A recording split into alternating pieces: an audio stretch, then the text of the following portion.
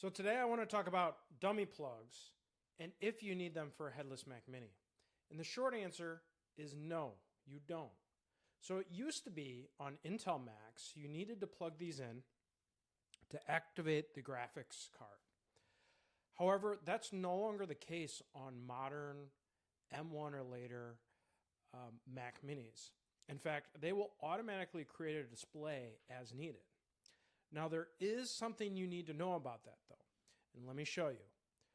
I'm going to use Workbench here to connect to my headless Mac Mini. And now that I'm connected, I want to show you something. Take a look here. Here, hi, is some text. If we look at this text closely, you'll see that it's pretty fuzzy. And that's because the default display created by the Mac Mini, when there's no display attached, is a low resolution display. And if you go in here, you can see by default the display is 1920 by 1080. So that makes the UI non-Retina.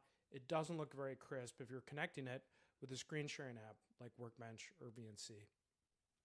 So the fix for that is to use something that has built-in virtual display support. There's also some third-party utilities out there as well that can help you with this. In our case, Workbench has it built in, so if I click here and click Unified Display, it in fact creates a new display. This was the Astropad display that now is Retina and matches the resolution. So that's a nice to have thing that makes it look really crisp and really nice. But that doesn't mean that you need one of these HDMI dummy dongles to make your headless Mac Mini work. So now you know.